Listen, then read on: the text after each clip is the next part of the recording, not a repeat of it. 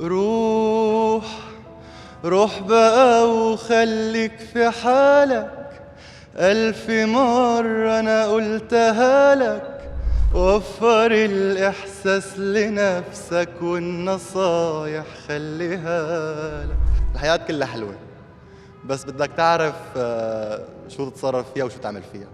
يعطيكم العافية يا شباب. الله يعافيك. أستاذ بعد عطية. زمان والله. اي والله. على فكرة تذكرني باسمك؟ محمد خير هاجر. محمد، أنت من أوائل الأشخاص اللي طلعوا معنا بيلا ستوري. نعم نعم. وقتها حكيت عن حبك الضائع وغنيت على بالي لشيرين. صح مزبوط. اليوم كيفك؟ والله يعني رواق، خصوصا بعد التحرير اللي صار والحرية اللي صرنا فيها. صرنا نمشي بالشارع يعني كنا مكبوت على قلبنا، عرفت شلون؟ صرنا نمشي خلص رواق، ما في شيء، بتحكي شو ما بدك، بتشتغل بالدولار، بتشتغل بالليرة تركي كذا. كنت ما تسترجي تحكي شيء، ما تسترجي تعمل شيء.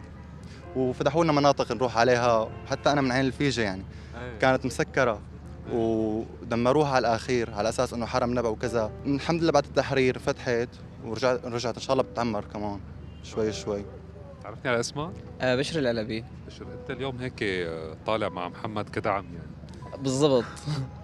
محمد بعد الغنية وكذا، بعد اللقاء اللي طلع فيه. بعد اللقاء آخر لقاء طلع فيه تغيرت حياته وصار أحسن وفرقت معه.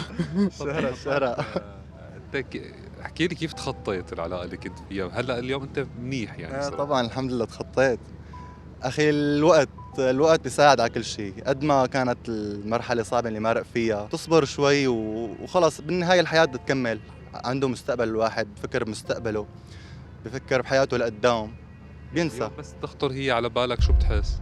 هلا هو ليك ما في شيء بينتهي على الأخير، يعني إجباري حتمرق مثلا لحظة تضعف فيها، بعدين بترجع بتقوى، بتتذكر انك انت عندك مستقبل، عندك حياة. خلص كل واحد راح بمستقبله يعني بحياته. شو بدك تغني لها اليوم؟ غني لها كمان. بس مو أغنية حب، لازم أغنية التخطي يعني. أغنية هي أغنية تخطي. فرح بدها تكون، أكيد أغنية فرح بعد اللي صار وكذا. أغنية تخطي بدنا ايه معناتها نقول لها روح. روح روح بقى وخليك في حالك، ألف مرة أنا قلتها لك. وفر الإحساس لنفسك والنصايح خليها لك.